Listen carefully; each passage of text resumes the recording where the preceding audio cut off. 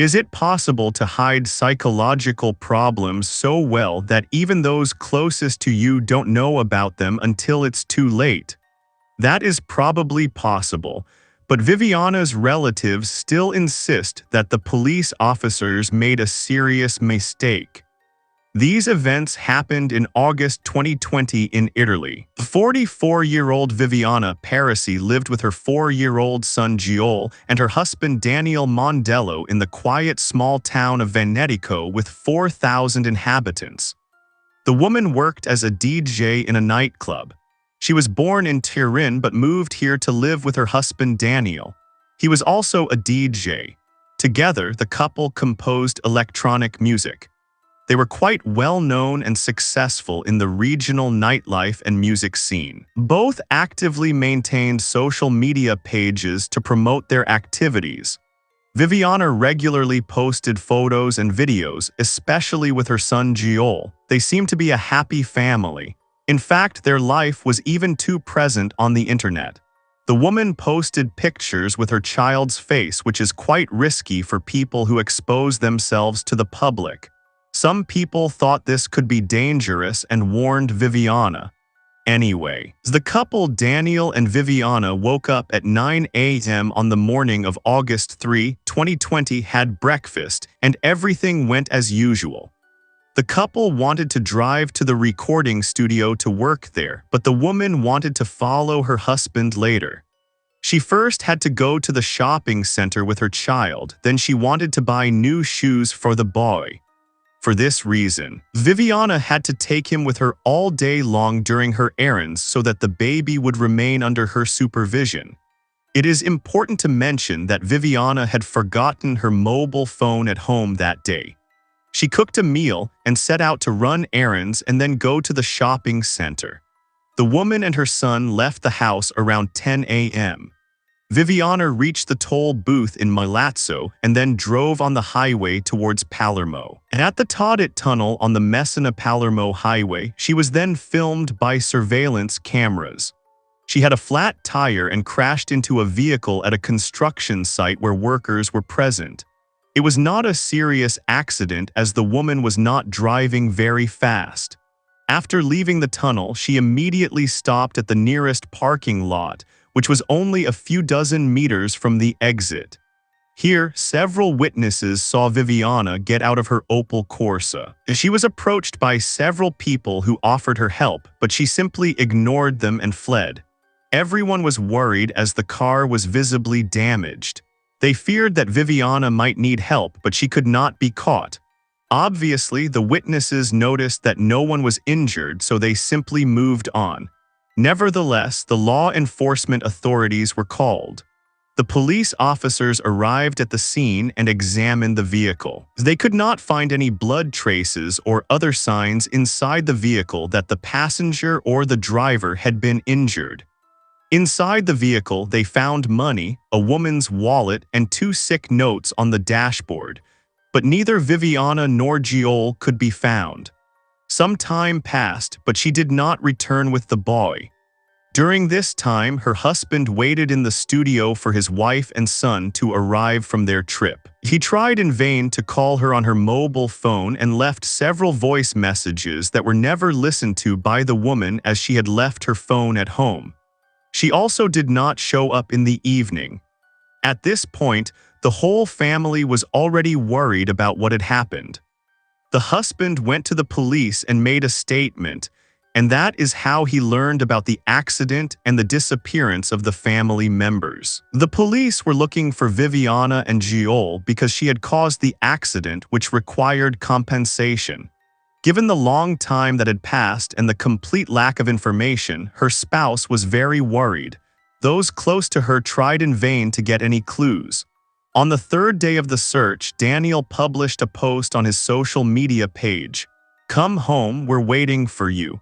The man was worried. He still hoped for a family reunion. By August 8, the situation had not changed. For 5 days, no information about the woman and the boy could be obtained. She was reported missing and actively searched for by the Carabinieri and volunteers. Several teams were formed that searched the area around the parking lot where Viviana had parked her car. On August 8, specially trained dogs were used, and that helped. Around 3 p.m., the body of Viviana Parisi was found, about 1 kilometer from her abandoned car. She was found in a bush at the foot of the viewpoint.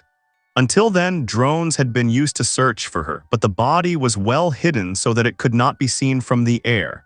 Only the animals could smell the decomposing body. Viviana's husband received the tragic news, which was devastating for him. No trace of Gioele had been found yet. Everyone wondered what had happened to the 4-year-old. The investigations started from various theories, including kidnapping, because in that case the boy could still be alive. The police had to carefully evaluate the found evidence to know in which direction to go. The woman's body was taken to a laboratory for forensic examination.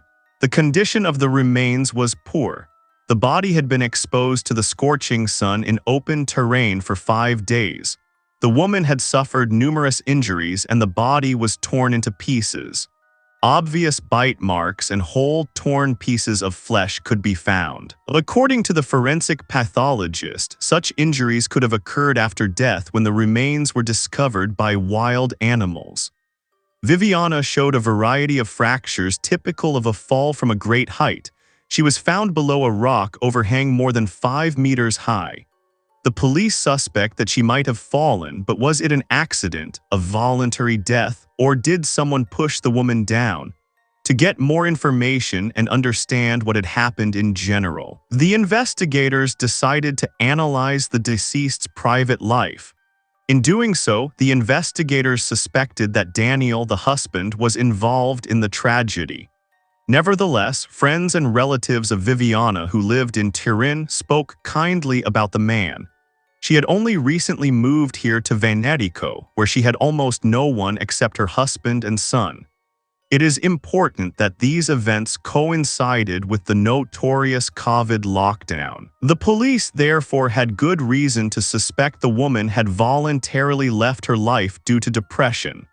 Under the given circumstances, some people had difficulty adapting to the change, and in some cases this ended sadly.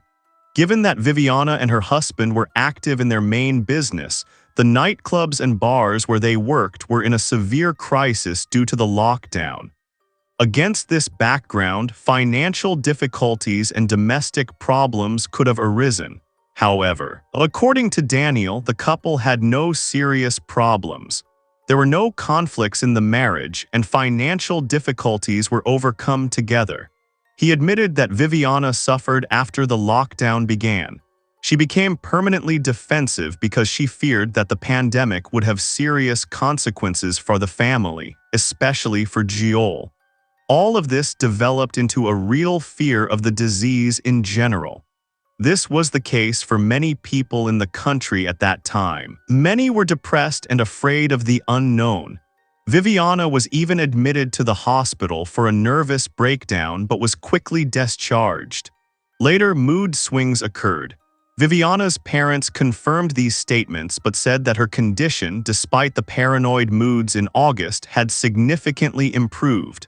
However, it was difficult to judge the actual state of affairs as they were too far away and had not seen the woman in person. Until now, there was no information about Gioele. The investigators assumed that Viviana had killed the child and then voluntarily ended her life by jumping from the cliff. Unfortunately, the search efforts were unsuccessful. Even dogs and drones could not locate the boy's body. Looking at her computer, the investigators noticed her increased interest in the so-called Pyramid of Light. This is a type of art object built with mathematical precision on the 38th parallel, intended by its creators as an artistic sign of beauty, harmony, and peace.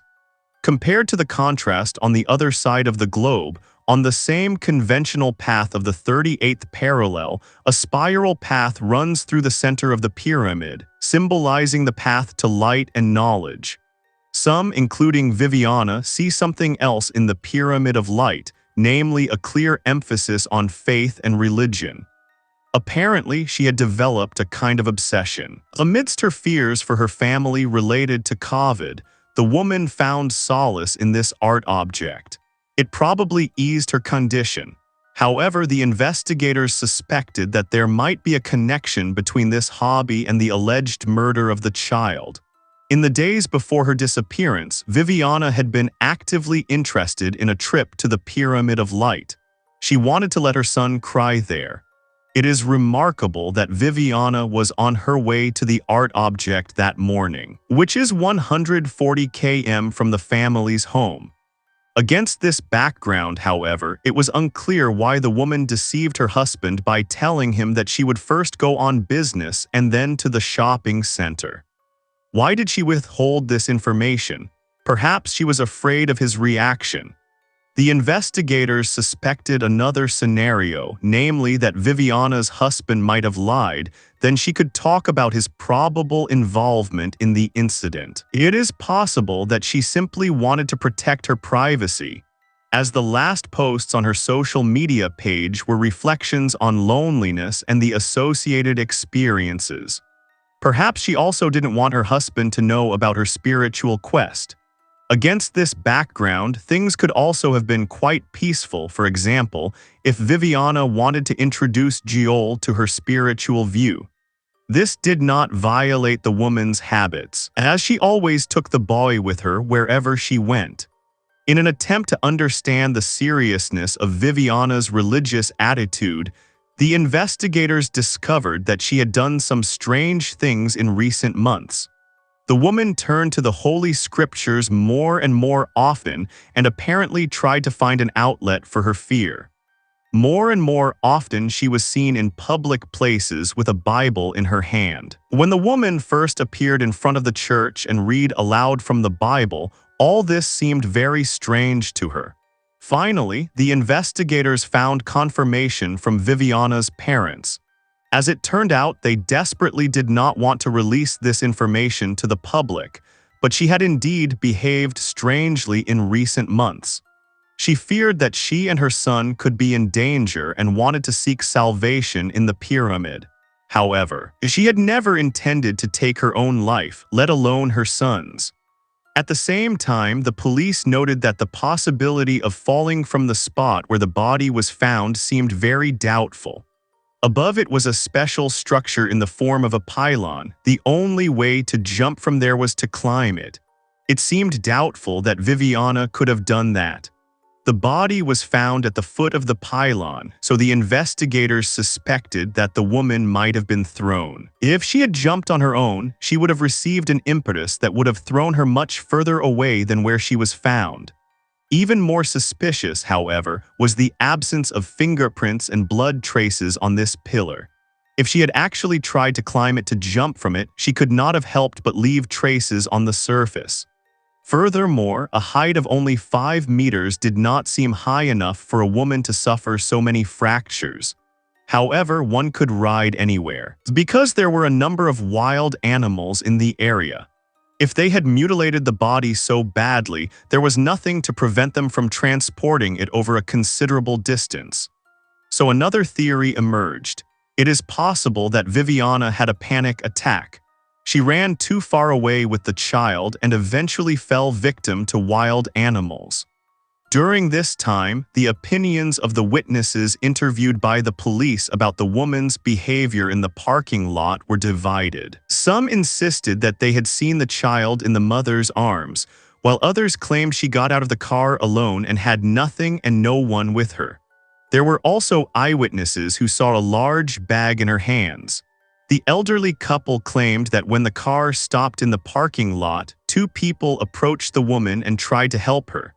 They moved with her through the bushes from which she did not return. The police issued a warning via the media. They asked the 2 men to report to the police so that they could give their version of events. They were considered important witnesses who could shed light on the mystery of Viviana's death. Furthermore, they were the only ones who could reliably confirm whether the woman had a child with her. The investigators gathered information from all possible sources. Since bite marks from large animals were found on the body, they also inquired with local dog owners. It turned out that several people lived nearby who kept dogs. They were all contacted, but no one could provide valuable information. In parallel, the investigators painstakingly reconstructed the chronology of events on that fateful morning and followed Viviana's trail on the video footage from surveillance cameras. The police officers were largely able to reconstruct the path the woman and the child took on the highway. They noticed one detail. When she arrived at the toll booth on the highway, she said she had no money, so she was offered payment on credit. However, she clearly had money, cash, and credit cards with her that she could have used to pay as she wanted to go shopping. The investigators found this behavior of Viviana's strange. After driving through the area, she was found at a gas station in a nearby suburb. As it turned out, she had made a large detour of up to 70 km to refuel here. This also seemed very strange, as there were several other gas stations along the way that could have been used. However, Viviana had no problems paying for the gasoline. She paid in cash, unlike at the toll booth. The most valuable information for the investigation, however, was the fact that Gioele was still with his mother in the car at this gas station. He was alive and well. Everything seemed completely normal, according to the gas station attendant. Only 10 minutes later, a similar accident occurred. However, the fate of the baby was unknown. The police suspected that he might have been injured on the street by the impact. Although it did not seem serious, the boy could have been injured and died.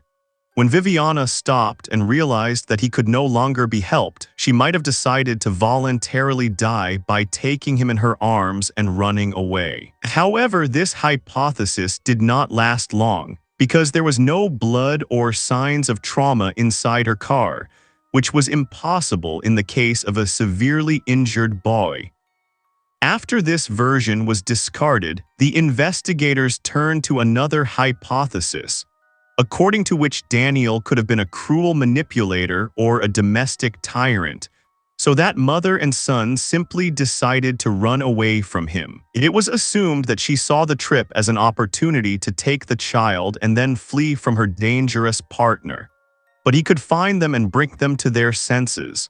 However, this possibility was quickly rejected as Daniel had an alibi. During the time he worked in the studio, he was seen by many people. This was confirmed by the surveillance camera footage in the studio. In general, the man was described as a friendly, pleasant person. No one believed that he could be an abuser. The strange circumstances of the incident made the investigators very nervous. It was necessary to find the boy's body to understand what had really happened. The voice message on Viviana's phone that her husband had left raised particular questions. When the woman was being searched for, her husband was unable to reach her. He left a voice recording with which he wanted to reassure his wife. He literally said, "Don't worry. Nothing happened, they won't do anything to you." It seemed as if he wanted to reassure the woman after an incident. The whole thing looked suspicious. Of course, the investigators suspected that all this could be related to Gioele. It was thought that this short voice recording could be a valuable clue as to what exactly prompted Viviana to make this decision. Daniel, however, claimed that he was simply afraid for his wife and baby and wanted to calm them down. His wife's phone had remained at home, and she could not reach him to say what had really happened. So it was just speculation on his part that something had gone wrong. As the investigators believed, he had not provided them with a reasonable explanation for his words or valuable information, so this line of inquiry also led nowhere. But it seemed that the widower knew more than he said. Despite the energetic resistance of Viviana's family, it became increasingly obvious to the investigators that she had suffered from severe panic attacks and paranoia in recent months due to psychological problems. She was even prescribed medication and received treatment. However, no confirmation could be found that she had actually undergone treatment. Again, reluctantly, her husband reported that Viviana probably did not take the medication prescribed by the psychiatrist. According to Daniel, she only trusted the medications she was sure of, and what the last doctor prescribed she called poison and refused to take it, so the picture became increasingly frightening. Viviana was in an inadequate state alone with a 4-year-old child. She could have had a seizure and done anything. Viviana was clearly a danger to him and to herself, but the people closest to her simply acted as if everything was fine. It probably came down to a voluntary withdrawal from life. It was obvious that something bad had also happened to Gioele. On August 16, exactly the 2 witnesses who had been approached via the media finally came to the police station. As it turned out, it was a married couple who had no idea of Viviana's death, as they simply did not recognize her in the pictures shown on television. However, they received the information that they were being sought by the police. The couple clarified the circumstances of the encounter in the parking lot. Above all, eyewitnesses confirmed that the woman was carrying a baby in her arms. Neither Viviana nor the boy were seriously injured in the accident. At least the witnesses did not notice anything suspicious. There were no abrasions, bruises, or blood. According to their statements, the child was in Viviana's arms in an upright position and was conscious. Only the mother's behavior seemed strange. It seemed as if she had not simply picked up the baby and gone somewhere. Accordingly, everything looked as if she was in a panic or afraid of something, as if she was running away from someone or something. She held Gioele tightly as if he were in danger. When the woman ran through the bushes, the 2 followed her. They were sure that something was wrong and that the mother and child needed help. But she quickly broke away from them and disappeared behind the dense vegetation so that she could not be seen. Viviana did not respond to the calls, so they stopped searching for her 15 minutes after the incident. The fate of mother and child remained unknown until her body was found. Even 15 days after the boy's disappearance, no trace could be found. However, valuable information regularly came into the hands of the police. For example, they managed to find a medical certificate from March 17. As it turned out, this was a psychiatrist's conclusion about Viviana's condition. She had a psychological breakdown due to paranoia, the so-called mystical crisis.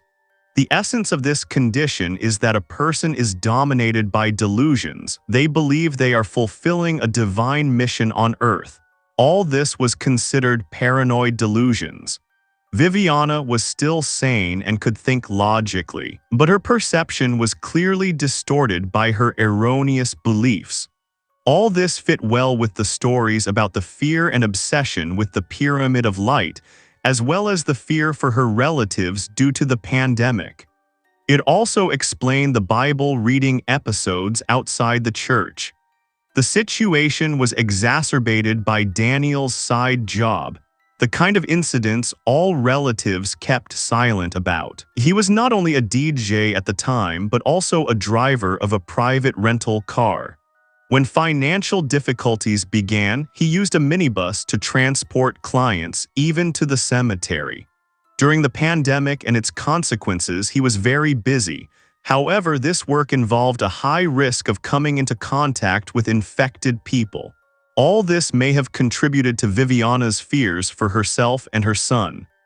On August 19, Daniel unexpectedly decided to join the search for his son. He stressed that the authorities' inability to find the boy and determine his fate made him angry. The widower put together a team of volunteers, mainly consisting of friends and acquaintances of his wife. Amazingly, on the same evening, after searching the area around the woman's body, they found the body of little Gioele. Since the disappearance of mother and son, one of the volunteers had discovered the boy's skeletal remains. Identification by dental records confirmed that it was Gioele. His remains had clearly been discovered by wild animals beforehand. His body had been torn apart by the animals. The baby was found 700 meters from his mother.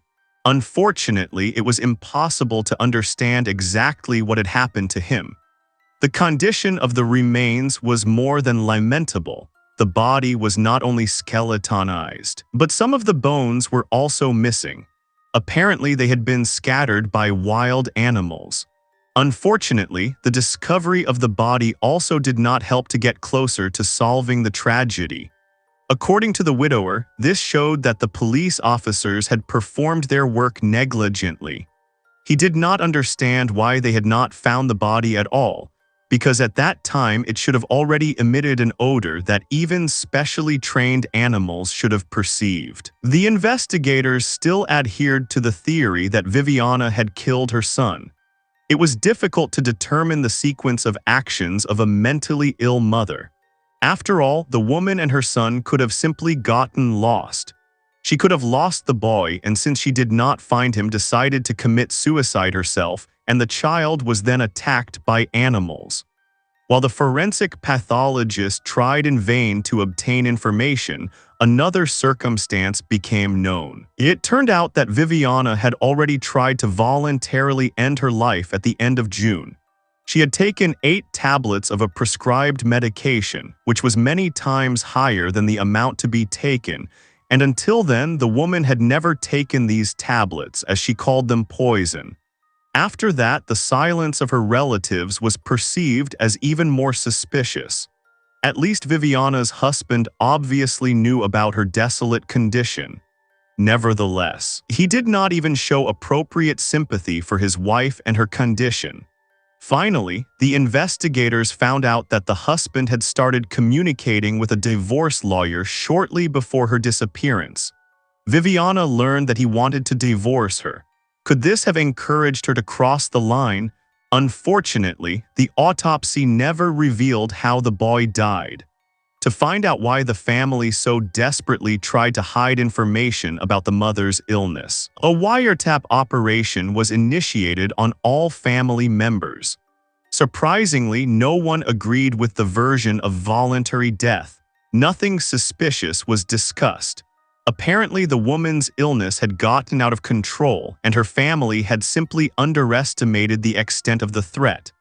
They were primarily concerned about the family's reputation. They wanted to avoid unpleasant rumors. However, the relatives and the husband did not agree with this version. They insisted that the police were negligent in their search and even failed to quickly find the child's body, although it could still provide some answers.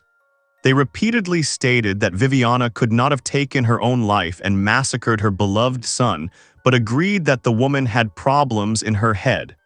Recently, they had even planned to take her to an exorcist to cast out her demons. However, those close to her believed that a third person was involved who pursued the woman, caught up with her in a deserted area, and killed her and the child. It was strange, however, that none of the witnesses had seen the pursuers. Furthermore, Viviana could have asked the witnesses for help, but she simply ran away. What attracted her to this area? For the public prosecutor's office, it is now clear that the deceased's relatives simply denied the illness until the last moment. In any case, the investigators decided to close the case and archive it. Viviana's family openly opposed this development, but that did not help to resume the investigation.